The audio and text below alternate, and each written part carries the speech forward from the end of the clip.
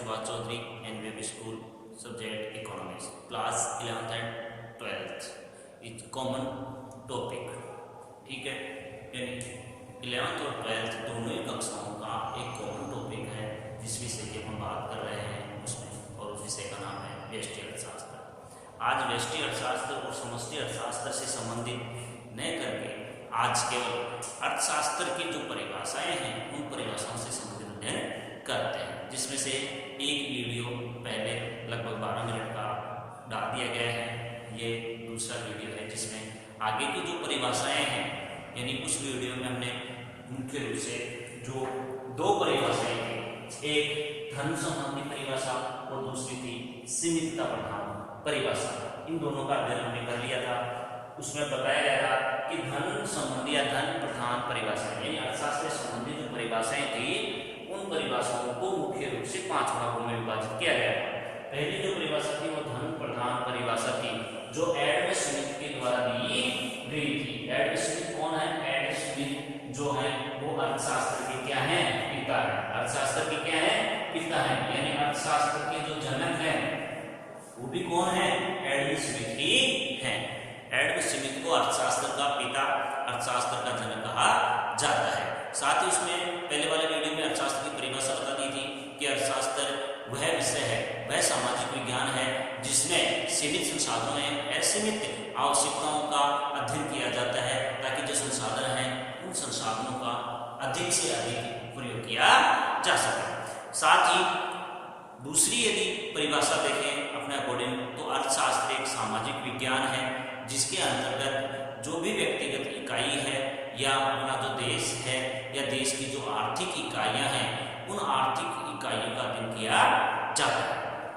अर्थशास्त्र की परिभाषाएं धन संबंधी एडम स्मिथ के द्वारा दी गई थी। इसके साथ ही और इनके समर्थक अर्थशास्त्र थे जिसमें मुख्य रूप से थे F.A. वॉकर। दूसरी जो परिभाषा है वो है कल्याण प्रधान परिभाषाएं। कल्याण प्रधान परिभाषाएं यानी समय के अनुसार अर्थशास्त्र की जो परिभाषाएं थी वो परिवर्तित होती है, ठीक है। सबसे पहले परिभाषा धन प्रधान परिभाषा, दूसरी थी कल्याण प्रधान परिभाषा। और कल्याण प्रधान परिभाषा थी वो मुख्य रूप से एल्फ्रेड मार्शल के द्वारा दी गई थी। जब अपन व्यष्टि अर्थशास्त्र यानी अर्थशास्त्र की जो दो शाखाएं होती हैं, एक व्यष्टि अर्थशास्त्र और एक समष्टि अर्थशास्त्र, तो जब व्यष्टि अर्थशास्त्र का अध्ययन करेंगे तो व्यष्टि अर्थशास्त्र के विकास में सबसे ज्यादा यदि किसी अर्थशास्त्री का योगदान रहा है तो वो है एल्फ्रेड मार्शल। यानी व्यष्टि अर्थशास्त्र में लगभग जो भी तथ्य, जो भी सिद्धांत हम पढ़ेंगे उन सिद्धांतों में एल्फ्रेड मार्शल सबसे प्रमुख है। इसलिए एल्फ्रेड मार्शल को व्यष्टि अर्थशास्त्र का जनक भी कहा जाता है। अर्थशास्त्र का जनक एडम स्मिथ, व्यष्टि अर्थशास्त्र का जनक एल्फ्रेड मार्शल। तो एल्फ्रेड मार्शल है, इन्होंने कल्याण संबंधी परिभाषाएं दी। उन्होंने क्या किया कि अर्थशास्त्र वह विज्ञान है जिसमें मनुष्य के भौतिक कल्याण का अध्ययन किया जाता है। यानी कि कौन कौन सी आर्थिक क्रियाओं के द्वारा मनुष्य का कल्याण अधिकतम होता है उनका अध्ययन अर्थशास्त्र विषय के अंतर्गत किया जाता है। तो दूसरी परिभाषा कल्याण प्रधान परिभाषा एल्फ्रेड मार्शल के द्वारा, और इनको व्यष्टि अर्थशास्त्र का जनक भी कहा जाता है।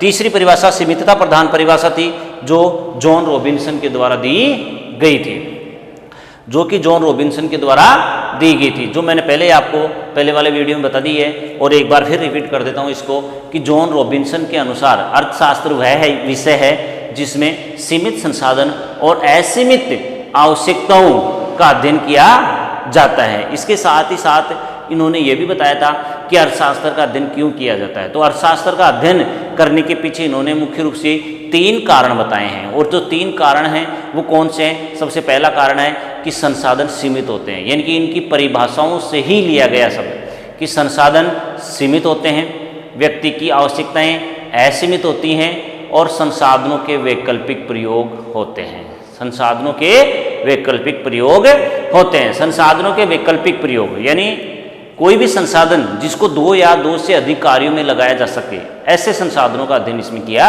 जाता है। यानी वैकल्पिक संसाधन उन्हीं संसाधनों को कहते हैं जो एक से अधिक कामों में काम आते हैं। यानी केवल ऐसा संसाधन जो केवल एक ही काम में आता है वो संसाधन कैसे संसाधन होते हैं? एकल संसाधन होते हैं।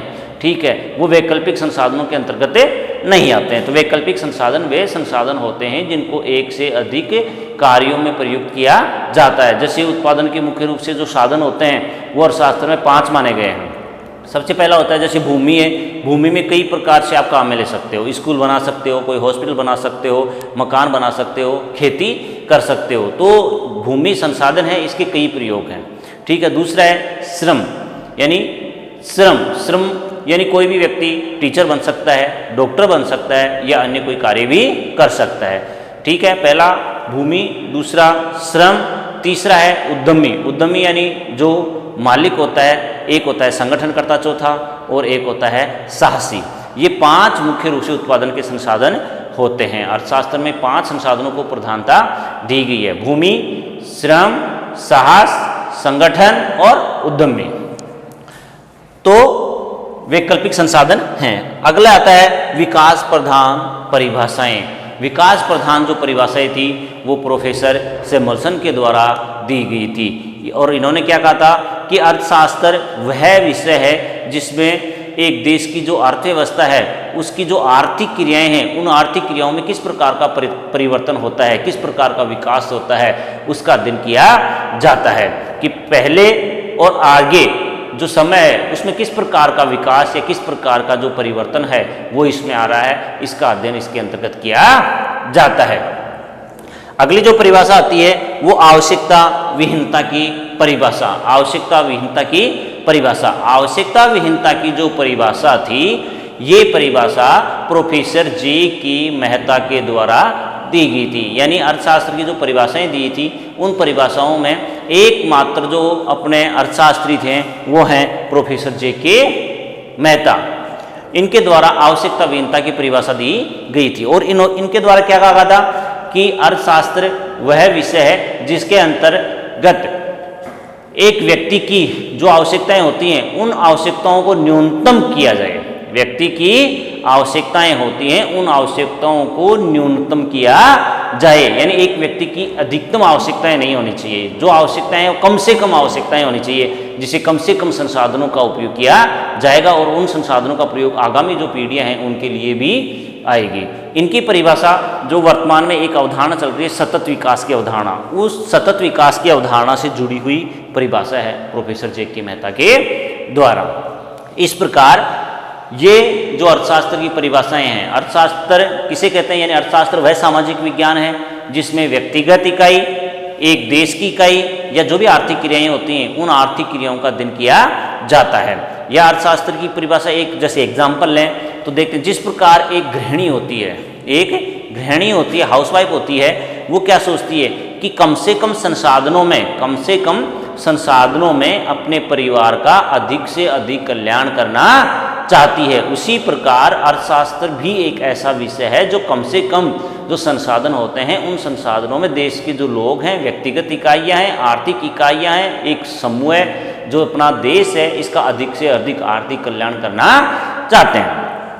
ये अर्थशास्त्र की परिभाषा थी। अर्थशास्त्र की परिभाषाओं को मुख्य रूप से 5 भागों में विभाजित किया गया है। पहली है धन प्रदान परिभाषा, एडम स्मिथ के द्वारा दी गई थी इन्होंने।